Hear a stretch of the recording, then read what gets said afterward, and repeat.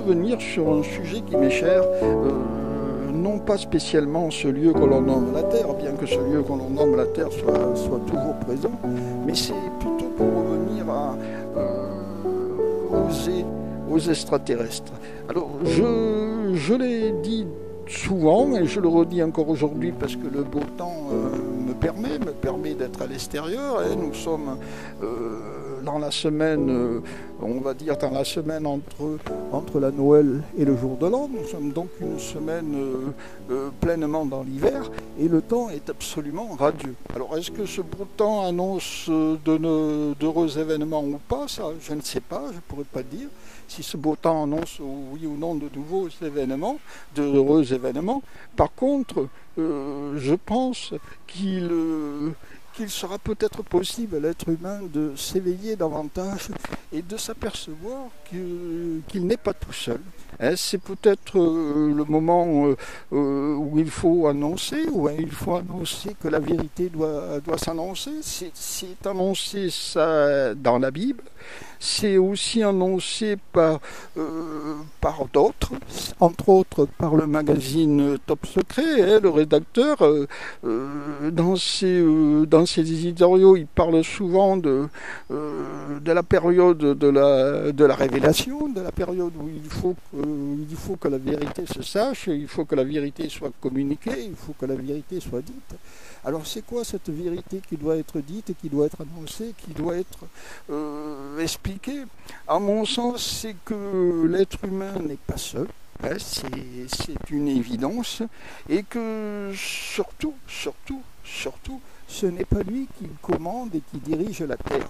La Terre est dirigée on va dire, par un chef d'orchestre. Ce chef d'orchestre, c'est pour symboliser on peut penser que c'est la finance ou que c'est des sortes d'associations parallèles à la finance. Oui, cela existe, cela n'est pas vrai. Par contre, il existe en parallèle ceux qui gouvernent réellement. Et ceux qui gouvernent réellement, je l'ai déjà dit souvent, c'est très facile de s'en apercevoir, ne sont pas humains. Ce sont des entités qui... on peut même pas dire qu'elles n'ont rien d'humain. Ce sont des entités qui ne sont pas humaines, c'est tout. Alors, au sens humain, je ne sais pas s'il y en a un. S'il y en a un, il est en dehors de la question. Ce sont des entités qui sont différentes et qui ont... Soit elles ont nos apparences parce qu'elles les ont toujours eues et c'est comme ça, soit je crois plutôt qu'elles ont nos apparences parce qu'elles ont pris nos apparences. Je l'ai déjà dit souvent et je le redis parce que c'est important, probablement suite à des manipulations, à des manipulations génétiques qui leur ont permis de prendre nos aspects.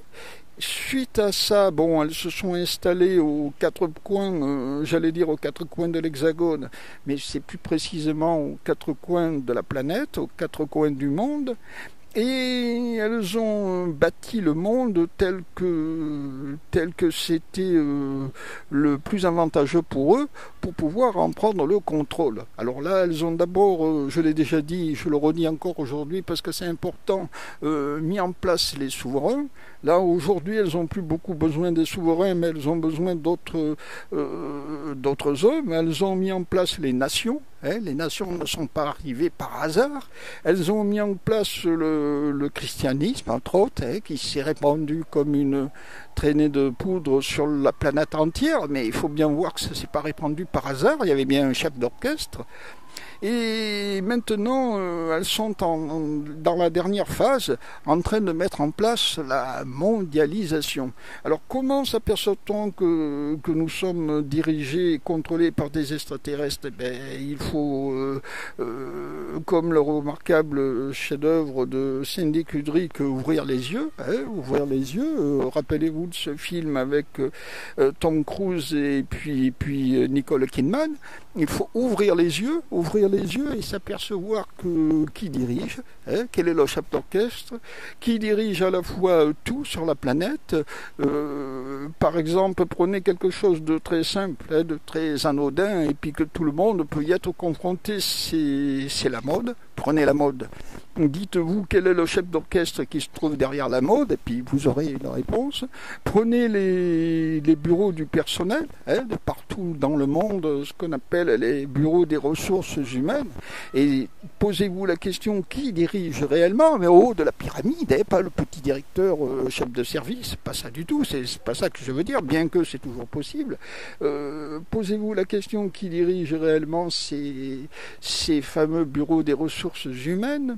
Et puis, si vous vous posez la question en profondeur, vous vous apercevrez que partout sur la planète, nous sommes au 21e siècle, enfin 21e siècle, vous savez que ça ne veut rien dire pour moi, mais nous sommes à une époque où vous pouvez vous rendre aux quatre coins du monde assez facilement, et puis que vous vous y rendiez physiquement ou que vous y rendiez par Internet, par exemple, c'est-à-dire tout le monde peut utiliser Internet et aller aux quatre coins du monde, c'est quelque chose de possible aujourd'hui, vous verrez que quelque chose d'analogue conduit l'homme, conduit l'être humain. Alors, quelle est cette chose analogue qui conduit l'homme, qui conduit l'être humain? Il n'y a qu'une réponse, il y a une seule réponse, ce n'est pas rien, c'est une entité extraterrestre qui l'a conduit, qui conduit l'humanité et qui l'a conduit d'une main de fer. Alors, il est fort possible, ça ne peut pas avoir d'autre signification qu'il y a un but à tout ça, que cette entité a un but. Le premier des buts, je pense que c'était de réussir la mondialisation. Ça c'est le premier des buts.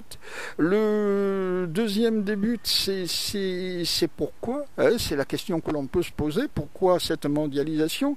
Et quel est en fin de compte l'objectif final? L'objectif final, vous devez vous rendre compte, vous pouvez vous apercevoir, vous pouvez prendre conscience que ça ne peut être qu'une sorte une sorte de 1984, une sorte de commandement planétaire, c'est-à-dire finalement, on va employer un grand mot, une sorte de dictature planétaire qui dirigera l'homme, qui dirigera à ce moment-là, ce sera réellement les ressources humaines. Vous verrez ce que signifie ressources humaines. À ce moment-là, le film de Stanley Kubrick, Ouvrir les yeux, prend tout son sens. Vous verrez ce que ça veut dire. Dans le film de Stanley Kubrick, le remarquable film de Stanley Kubrick, vous vous apercevez qu'une élite s'amuse à faire des choses impossibles, s'amuse à commander, et enfin cette élite, vous vous rendez compte que ça ressemble beaucoup aux faits divers, c'est-à-dire à ces enfants qui disparaissent mystérieusement et que jamais on les retrouve, ou que très rarement, la plupart des fois, 9 cas sur 10, on ne les retrouve pas. Ça ressemble au film de Stanley Kubrick.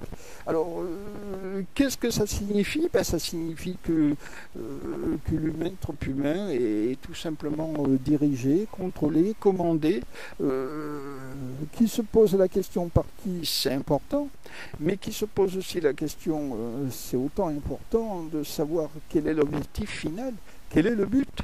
Je crois que le but sera de diminuer le nombre d'humains, premièrement. Deuxièmement, ça sera de le contrôler d'une façon très rigoureuse, très énergique, très dure aussi. Ce jour-là, peut-être qu'il ouvrira les yeux. Ce jour-là, peut-être que le remarquable film de M. Kubrick servira à quelque chose. Je pense qu'il peut le faire avant, mais qu'il ne le souhaite pas. Alors je crois qu'il y a un lien à faire entre ça et les chemailles, ce qu'on voit dans le ciel, les fameuses traînées blanches qui sont au-dessus de nos têtes. Elles ne sont pas là par hasard. Ces traînées blanches, elles signifient quoi? Elles signifient tout simplement, elles servent à quoi? Elles ne servent pas à rien, rien ne sert à rien. Elles servent à probablement envoyer des produits qui endorment la race humaine, et pendant qu'elle dort, elle ne s'éveille pas, elle n'ouvre pas les yeux. Voilà à quoi servent les chemailles, voilà à quoi servent les traînées blanches. Et surtout, ça peut, le but de ces vidéos, c'est d'essayer de vous faire ouvrir les yeux. Je sais que j'arriverai pas autant que le film de Monsieur Kubrick, mais ma foi, je compte sur quelque chose d'important. Nous sommes à une période charnière. Je l'ai déjà dit souvent et je le redis parce que c'est important, entre la fin d'une ère, celle des poissons qui s'achève tranquillement, et celle du Verseau qui est en train d'arriver, qui est en train de naître. Alors cette nouvelle ère, je pense, permettra à une nouvelle humanité de se développer, à une nouvelle humanité de voir le jour, et peut-être à une mutation de l'humanité, puisqu'elle ne peut pas lutter de façon normale, puisqu'elle ne peut pas faire le poids. Et quand vous ne pouvez pas lutter de façon normale, qu'est-ce que fait la nature? Elle essaye de vous transformer. Prenez les rats. Vous prenez les rats, c'est des petits animaux, des petits rongeurs très gentils. Lorsque l'homme met contre eux des toxiques, des poisons, que fait le métabolisme du rat? Il s'habitue et son corps crée les anticorps et puis il finit par se défendre. Il est à souhaiter que l'humain agisse de la même façon vis-à-vis de ceux qui nous dirigent, je parle des entités extraterrestres qui nous dirigent et de leurs complices, et puis puissent faire éclore une nouvelle humanité beaucoup plus différente, qui aura les possibilités de se défendre beaucoup plus développées. Voilà, j'étais un peu long comme d'habitude, je vous prie de m'excuser, je vous dis au revoir et à très bientôt. Et si on ne se voit plus, sachez que je vous souhaite une très bonne année 2013. Merci.